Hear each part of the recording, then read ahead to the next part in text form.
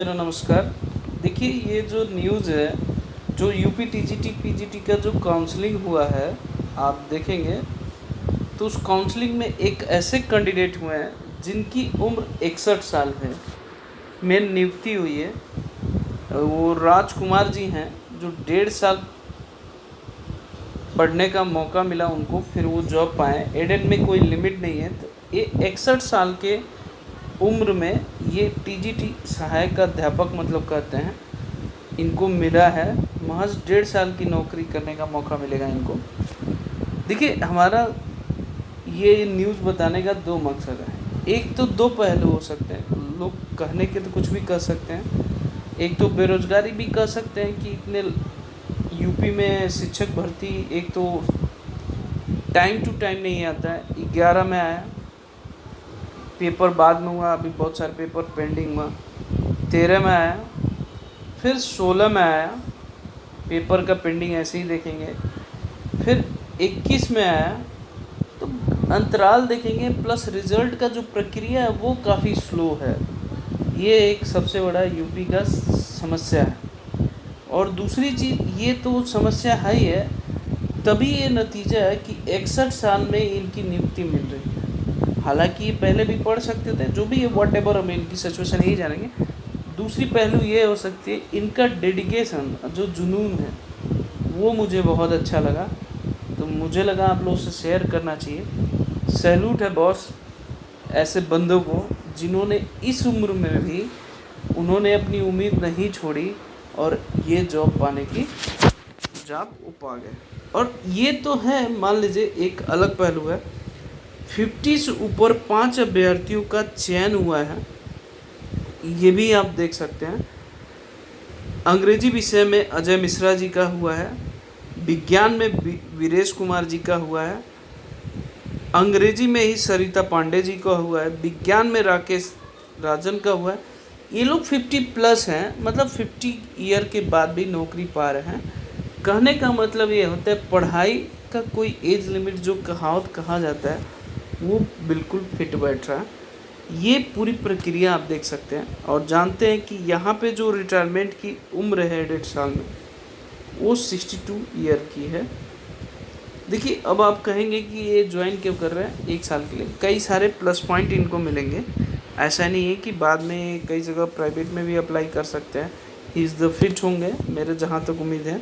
और सैल्यूट है इनके डेडिकेशन से, मैं तो काफ़ी इम्प्रेस हुआ।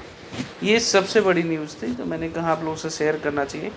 दूसरी, जो सरकार की तरफ से कमियां जो आ रही हैं, ये देखिए, कंप्यूटर शिक्षक के लिए, चाहे कंप्यूटर ऑपरेटर के लिए कितनी बड़ी संख्या में मांग की जा रही है कि सरकार इसको जल्दी से जल्दी, डाटा एंट्री चाहे कंप्यूटर ऑपरेटर चाहे जो भी वट एवर है, उसकी भर्ती करे।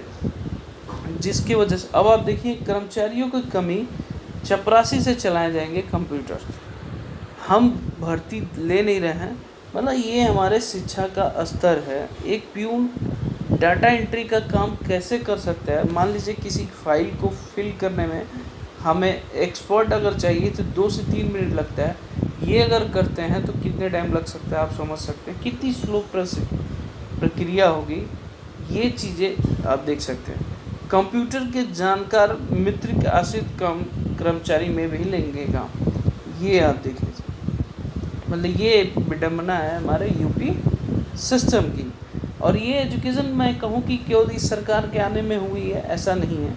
ये आप देखेंगे, आज़ादी के 75 साल हो गए, शिक्षा का व्यवस्था अभी भी ऐसे ही है जैसे कोई परिवर्तन हुआ नहीं। आए दिन सरकारें अपना कुछ सॉल्यूशन निकालती हैं, बट अभी भी वो बेहतर तरीके से लागू हो नहीं पा रहा है, जिस वजह से होना चाहिए। ये सबसे बड़ी विडम्बना है। अब सभी सरकारें लगभग कॉन्ट्रैक्ट बेसिस पे फोकस कर रही। एक और आप देखेंगे, कॉन्ट्रैक्ट बेसिस में प्रतिनियुक्ति पर भर्ती होंगे सहायक नगर आयुक्त, पीओ और जे। ये आप देखिए, करीब 175 पदों की रिक्त जल्दी भर्ती शुरू करने की बात। अध्याचन काफ़ी मिल चुकी है, पहले से ही मिल चुकी है। यहाँ पे भी कॉन्ट्रैक्ट की बात चल रही है। कॉन्ट्रैक्ट में देखिए क्या बेनिफिट होता है। एक तो सरकार को सैलरी कम बेनिफिट होती है, मतलब फाइनेंस से सरकार को बोझ नहीं होता है। दूसरी चीज़, बेरोजगारी, जो अगर कहें बेरोजगारी सरकार के नज़र में तो थोड़ा सा कम कहा जाता है। क्योंकि एक एग्जामिनेशन के प्रोसेस कराने में सरकार के पैसा लेती भी है, खर्च भी करती है। तो मेरे हिसाब से ये अच्छा नहीं है। जो आप रेगुलर रूटीन लेवल पे अगर करते तो इस तरह के कॉन्ट्रैक्ट बेसिस पे हो नहीं सकता। दूसरी चीज़, एजुकेशन जो हमारा सिस्टम है, हम उस तरह के एजुकेशन सिस्टम को हम फॉलो करें जिस तरह सरकारी नौकरी की तरफ ज़्यादा लोग ना भागें, तो वो भी हमारी कमी है। हम ज़्यादातर 3 ही स्ट्रीम पढ़े हैं, साइंस, कॉमर्स और आर्ट्स। आप किसी और जैसे न्यू एजुकेशन पॉलिसी जो आई है उसको लागू किया जाए तो एक बेहतर एजुकेशन हो सकता है। तो सभी लोग रोज़गार, आप देखेंगे गुजरात जैसे स्टेट में, अगर मैं गुजरात की बात करूँ, चाहे और भी कोई जो गोवा जैसे हैं, वहाँ पे गवर्नमेंट एम्प्लॉय पे फोकस बहुत कम किया जाता है, बिजनेस पे ज़्यादा किया जाता है। और आप ग्रोथ रेट देखेंगे तो अगर प्रेजेंट गुजराती चाहे वैसे गोवा का देखेंगे तो ज़्यादा हैं लोग बिजनेसमैन में, जॉब पे ज़्यादा रिफर नहीं करते। तो हम उस तरह का इन्वायरमेंट अगर डेवलप सरकार करती है तो भी एक अच्छा कदम हो सकता है। बट ये हमारा यूपी है, कमी बहुत सारी चीज़ें हैं, इसको रिफॉर्म करने में अभी बहुत टाइम लगेगा। हर चीज़ कॉन्ट्रैक्ट बेसिस पे आप नहीं रख सकते, क्योंकि कॉन्ट्रैक्ट पे रखने वाला व्यक्ति भी अपने आप को सेफ नहीं समझता है। इस प्रक्रिया को एक नियोजित तरीके से कुछ सरकार को सलूशन लाना चाहिए। ओके, जय हिंद, जय माता।